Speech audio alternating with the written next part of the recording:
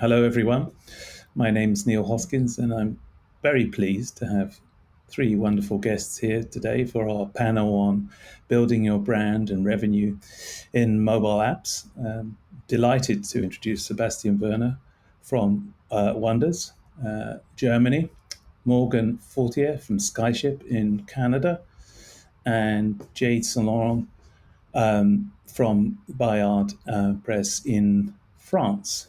And today we're going to have a first part. We're just going to talk about why people make mobile apps today and what they're doing with them. And then a sort of open conversation and discussion in and around brand, revenue, subscriptions, people, and software.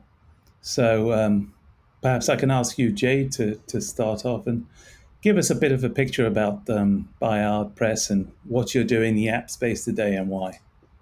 Well, hi everyone. At Bayard Presse, we have a different business unit, and the business unit that I work for is the kids section, so Bayard Jeunesse, where we have 15 to 20 magazines dedicated to children aged from 1 to university. And for these magazines, we've decided a few years ago to launch a mobile app for kids called Bayam. So it's a fun and educative app to help parents to have a good quality app created by a publisher that is renowned in the Presse area in France. So we've decided to make this app because it's impossible for a publisher, in our sense, not to be present in the digital world in the app place, because the kids, they'll be on it. They will go on YouTube or on Netflix or on other different types of apps. So we wanted to be also present and to accompany the parents in the digital world. So this is why we've launched this app.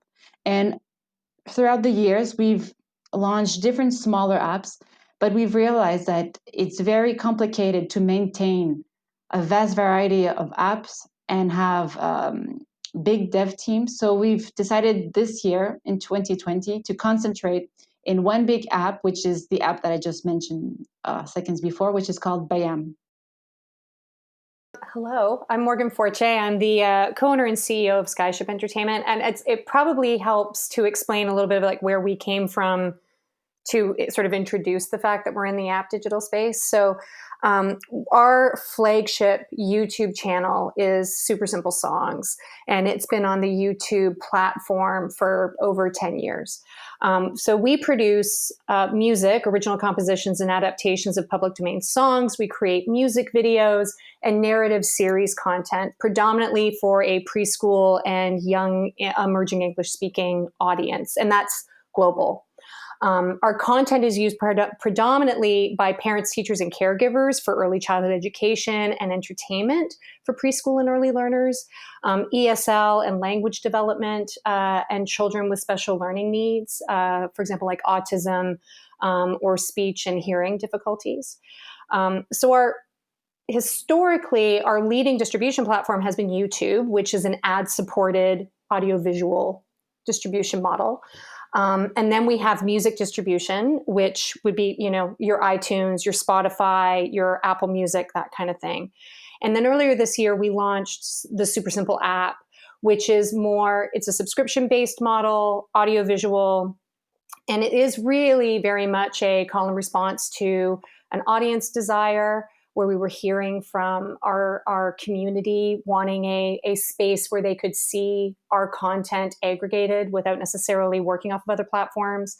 But from a business strategic model, it was also a new revenue model, as opposed to being dependent on, let's say, the ad-supported dynamic that you would have with YouTube. And I think when you're looking at, and we'll probably touch base on this a little bit more during the conversation, where the broadcast industry as a whole is going, you see Netflix obviously as sort of the benchmark, Disney Plus, that shift into the app subscription world is really where intuitively I think the industry is kind of going to a great degree. But we also see it as a gateway into a whole new avenue of distribution for us and reaching a global audience in a new way. So we're not an app background company. That's not our DNA, but it's now where we're expanding into, and how our company can evolve off platform, as YouTubers will say, off the YouTube platform, and expanding into digital publishing, into education initiatives, into other avenues that we might not necessarily be able to get into from just either a traditional broadcast model or the YouTube sort of digital model. I'm Sebastian Wehner. I'm CEO of Wonderz, and we founded the company in 2017. And the history there was that actually since 2011, I was a producer for children's content. So we produced kids apps, TV episodes, books and audiobooks, and worked with publishers and broadcasters and animation producers. And while working in these different fields, we really saw the need more and more coming up. What actually Morghan just touched on, that people want to distribute directly to their consumers. They want to provide places for their consumers where their content can be experienced in a dedicated way. And we actually also in our production company had this desire. So we thought, okay, this would be really interesting to build a solution based on that. And so we started this new company doing exactly that. So we're now on the mission to enable, at the moment, predominantly family entertainment companies to create their own multimedia app spaces to distribute their content directly to consumers, and being it digital books, audiobooks, games, video content, what have you. And so that's the core mission of Wonderz, and really enable people to create entertainment as a service apps for the customers. What's different about now? I mean, we've had apps, we're going in past the first decade of apps. There's been a lot of history, a lot of different industries have looked at apps. Morghan, you mentioned, the case of now this big subscription services delivering content to many millions of people. I mean, what's today's world mean when you think of app, and what is, what's Morghan? Let's start off, perhaps with you. And what have you thought that's come up in your business that you think, well, that now is the time for us? You gave us a bit of history. What is now about the app for you? I think it was a natural expansion, I think, for us. It's interesting from a YouTube perspective, as you're looking at that kind of broadcast model, it's very much niche casting because it's on a global level, as opposed to broadcasting where you geographically have a much more reserved, source of real estate. I find the app space now is not necessarily just you've got to be there to be there, but it's serving that niche casting even further, right? We're connecting almost further one-on-one with an audience, which is kind of the beauty of YouTube, is that it's us and our audience, our core base, as opposed to us, a broadcaster, and then the audience. And now it's so aggregated and niche where I can, at the drop of a pin, hop onto Netflix to watch my very niched, to my experience viewing opportunity with my, with kids in my life. I've got that access if Super Simple is a main aggregate. I think there's so much room for that. Disney Plus, and even the sort of YouTube service of aggregating that way. It's just a much more niche experience overall. But I think, especially with what we are going through right now, how the world has kind of shifted since the beginning of this year, it also offers us an opportunity to maybe expand one step further on our content. So while YouTube is, it's not necessarily passive viewing, because as a viewer, I am actively searching out the content that I want to watch, and then it's getting sort of service to me based on my desires and what I'm interested in watching. But it now allows us to get a little bit more interactive with our audience, where we can offer up an educational initiative, let's say, or we can go one step further to the content to provide education resources. That's not necessarily as easy to do on a YouTube platform, but you have the opportunity to do it within the app. It's something that we also see at Bayard Presse, not having only passive content, like, for example, video, or is having a lot of interaction. And interaction, it can be using the screen, and you're going to do an arts and crafts. So the screen will be just on the side, and you can do the tutorial to make this arts and craft. And then you'll be able to go outside and to see something. For example, you're going to do a birdhouse and put it outside. And this is something that the parents, they're really looking forward to, having this interactive content with the screen, but also within the family. So the kids can play together with the app. They can also have a moment of activity with the parent. So it's something that we often find. And another specificity about having a mobile app specifically designed for kids is to be able to have some features designed for the protection of the kids, having inside a timer, not having any ads. And this is something that parents, these are some of the features that they really respect and are looking forward to when they subscribe to a kids app. A lot of them, they're very reticent to go on YouTube because they don't know what will be the next video that will pop up, what ad they will see. So showing them and to guarantee them that it will be 100% content made by kids professional, it reassures them quite a bit. Yeah, and to Jade's point, and with the different media types, I think this is also a great opportunity and to think more laterally about what experiences you can actually offer to children or to their parents.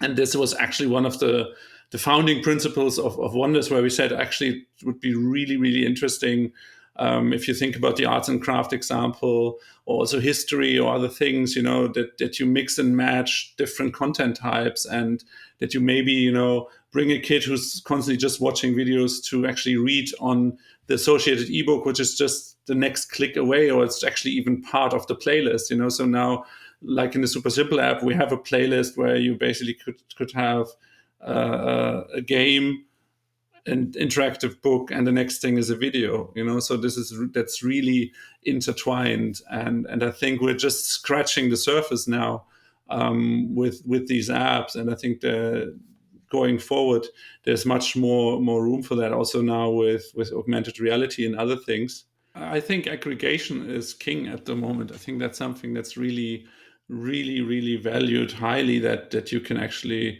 what you just said, that okay, if I go to Bayam, I know that I have all this content, the audiobook, the associated series or something. I can all find this in there, and I don't have to go to, okay, maybe it's on Spotify, or it's on Audible, or maybe it's on Netflix, or maybe it's on iTunes, or, so I have this with my 8-year-old, he absolutely loves How to Tame Your Dragon. And then I was like, okay, so he watched the feature film. I'm not sure on which of my subscriptions the series is residing. And when he goes to bed, I don't want him to watch the video. So maybe, on Spotify, no, they don't have the audiobook on Spotify. So, okay, I found it on Audible. So this is actually, this takes actually quite some effort and time. So I think it's really a value proposition there, just to take the content that's all around scattered on all these different platforms and say, well, additionally to that, here's an app that if you like what we're doing, it's all at your convenience. It's all at your fingertips. It's interesting because it actually goes back to like the very beginning of the content creation. If you don't have the full rights ownership of your content, like we're really spoiled because we produce our own IP and we have complete ownership over that IP, which is kind of the beauty of YouTube, is it's not connected necessarily to a broadcaster where, say, distribution rights are locked up. So we can play with all those different, like in that sandbox, we can play in all those different areas without having to worrying about who has the broadcast rights to the feature, who picked up the series, who's got the music distribution streaming rights, and how to get pieced out. So it's interesting entering into this space if you're coming from a traditional background where you might have had to make a bunch of those deals just to get the financing to make the project in the first place, to be able to then shuffle it into an app space, or you're creating something brand new. Like, it's two very different ways of kind of entering into this component. And it kind of stems back from the very beginning. We always had that in mind when we were creating our content for YouTube, because we knew we needed a global reach. And so we needed to make sure that there weren't any restrictions anywhere. If we had one piece of content that we didn't want to geo-block, we didn't want to restrict. And so having that flexibility as we entered into the app allowed us to go, we can make an ebook, we can go into music distribution. It's all flexible, and we can call and response based on what our audience would need or desire in order to play that way. I could see entering in with either a property or trying to develop that property being kind of tied into certain areas where you can't kind of expand and diversify is tricky. And it's interesting that it goes back to sort of the foundation of the house before you even build it, to make sure that you've got the ability to play that way. Well, what we see here in France is, since we're on a subscription base, so people pay every month. This is obviously the basic of the system. If they pay every month, they don't want to have a fixed content. They want to have new content added to the platform every month, every day, every week, etc. So content creation is a big component of an app strategy. So you have two ways of doing it, basically, or three ways. One is you develop it in-house. Second, you rent the rights to distribute some of the content made by others, or you make partnerships with small organizations that will create content for you, that will distribute it exclusively within your platform, and you're probably just going to pay the content creator to make these content. And this is how we find that's a strategy that we use a lot, because we're a small team inside of at Bayard Presse, so we need to take the use and the qualifications and the new technologies made by specialists. If we turn now, just so know we have some time, to the question of revenue, and I think Morghan, what's interesting for me always is, for a YouTube channel with lots of videos and marvelous quality content available there, how surprised were you by the uptake in the subscription of and the business model that drives the app sales, which is a monthly subscription? And could you tell us a bit about that?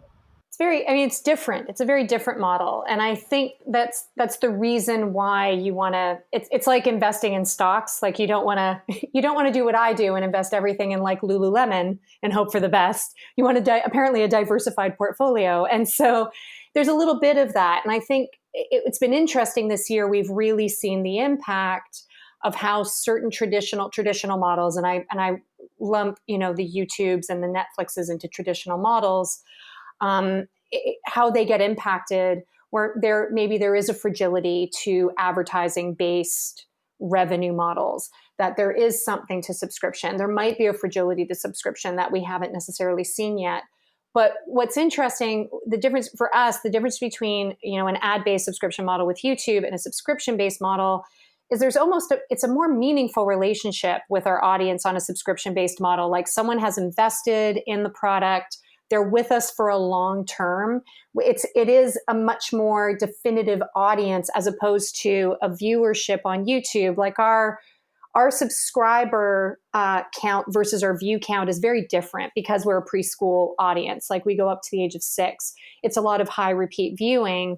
And so on an ad-based model, that's one behavior. But with a subscription-based model, it's much more definitive, which is very interesting. And because you have that longer term relationship, it shifts how your forecasting goes for the year. We're still in that build model. Like I think it's really important. I have this talk a lot from the YouTube side.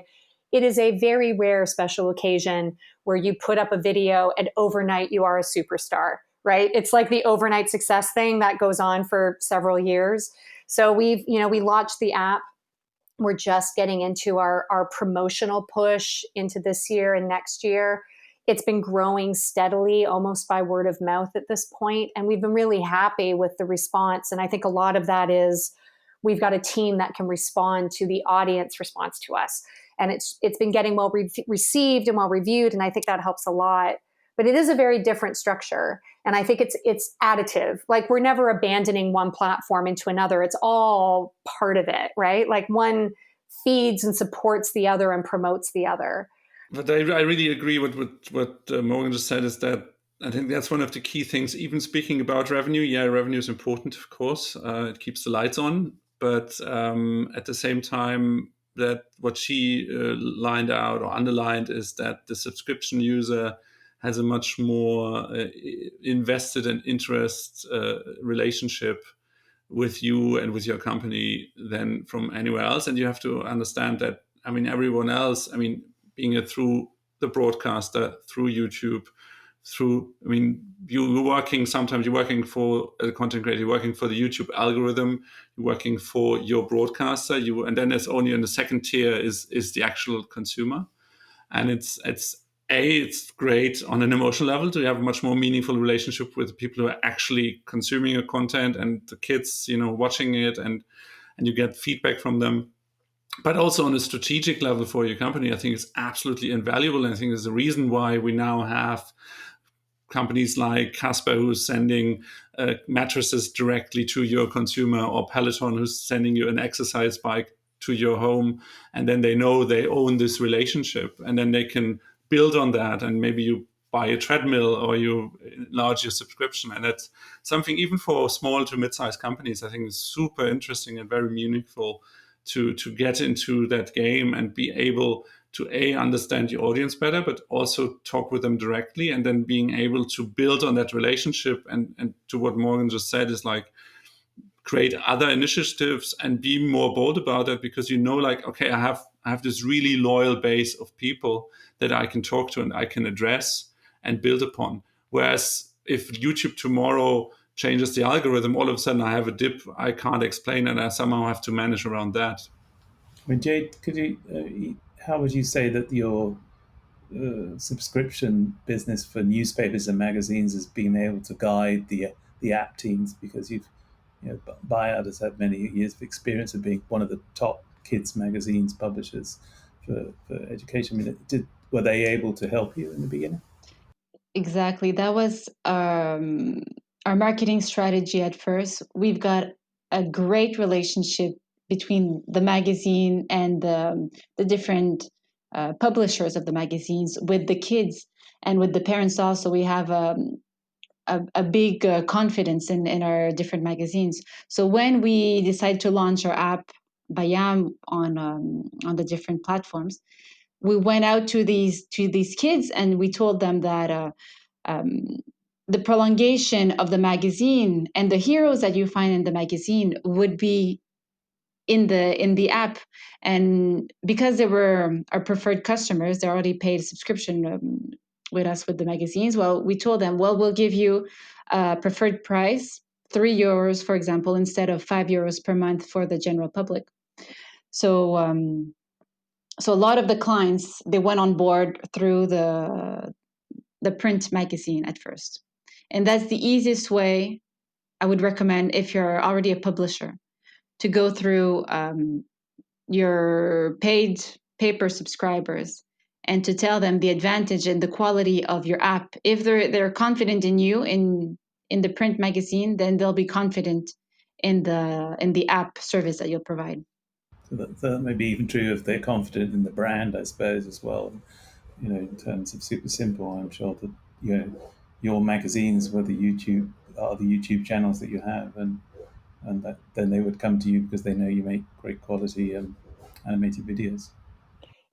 There's definitely knowing your audience, right? I think that's the commonality throughout, like even from just in the creation of the app, in the content on the app. It's not enough to just kind of go, I'm going to put up some videos for a preschool audience. It's really having that, it goes back to that niche casting dynamic a little bit, of just knowing what's the audience you want to respond to. And then I think there's also, to a degree, you also need to be able to respond.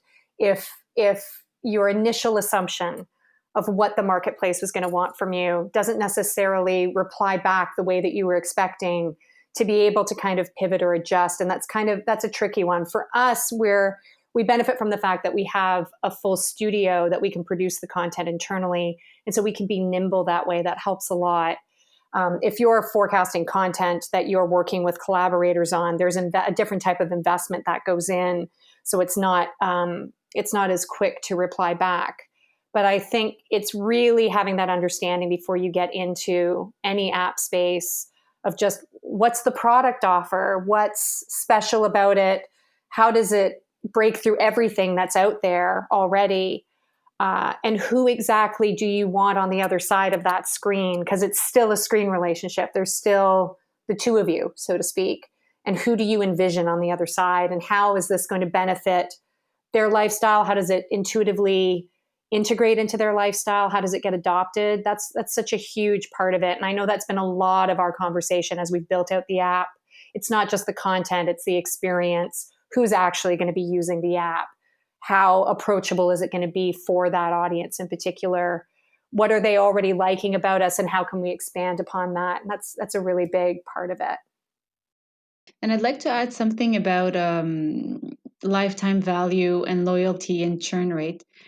What we find is when you subscribe, for example, if you're a publisher and you subscribe to a magazine and to the mobile app at the same time, your churn rate will be much lower than if you just purchase the app by itself. And it's going to be it's going to be better if the purchase is throughout your own website. If you have an e-commerce website, the lifetime value and the duration of the subscription will be much higher than if they purchase within an in-app on Apple or Android. This is something that we find for Bayard. And the lifetime value of an iOS, so Apple app, will be longer than Android. I know that I've heard this type of information that Android they're less likely to purchase your app compared to Apple user. I don't know if Morghan, this is something that at this stage you're able to comment or to say what's your own experience about that. Yeah, we're just launching our Android app now, but that is, I think it's fair to say that is the expectation. That's also the rumor we have heard, and so you kind of go in with a cautionary tale. It is probably the most vocal component whenever we talk about the app on our social facing platforms. I'll guarantee you, like right out of the gate, it'll be, when's the Android coming out? And then we fully expect that we'll launch the Android and we'll probably see a very similar behavior. But you need to be there. It's being in the, you need to be in, you have to have the real estate. So we'll see how it evolves. I find too, there's a little bit of like, it's a different world today than it was this time last year. And so it'll be interesting to see how Android gets adopted in. But yeah, I mean, there's a different behavior between, Apple iOS and Android for sure. I think we're fully expecting that. I mean, Sebastian, maybe just as an ending point, I mean, it's not only just platforms, but it's also different size screens. And, I think you're sort of working on some products as well for Apple TV. I mean, it's another app product. It's a larger screen. I mean, our publishers and content providers need to be aware of how things scale up kind of physically onto different screens. I mean, are there some new issues when you come to the family screen at home?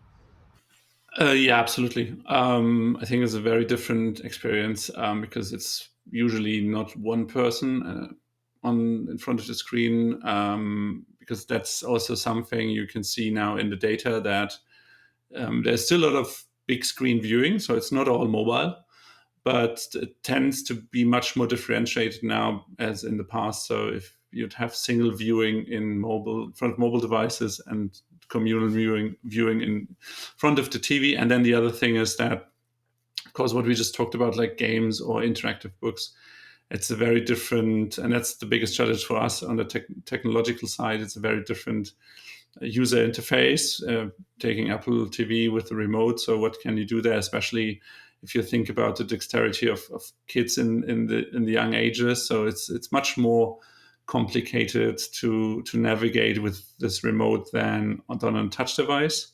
So these are different absolute considerations we'll take into account while developing that. In the midst of development there, but we don't expect to translate everything that's possible in the mobile app over to the big screen. But it's still, I think, an interesting opportunity for content creators to be able to service all of these platforms at the same time. You just have to upload the content once. And to the point regarding the revenue on the different platforms, so as Morghan said, still have to see what's the status there with the subscriptions. I can say that we published and developed 4Kids apps some time ago, and their Android was always, I think like 30% of our revenue mix, so 70% was iOS. But in general, I think that's also an interesting tidbit, is that if you look at kids apps that provide subscriptions and video content in the niche or in the niche, that's what Morghan rightfully said. It's a niche. It's niche casting. I think a lot of people would expect, a lot of maybe producers think like, I can't charge what Disney is charging, what Netflix is charging, but actually to the contrary. So the global average across all platforms for a kids app providing video on a subscription basis is actually $6.99. So it's right up there with the Disneys of this world, and you see that people are happy to pay it if it fulfills a niche, and it does so in a good fashion. Great. Well, that's been fantastic talking to everyone this afternoon, just for a brief period. I'm sure we could go way on into the night or not talking about this.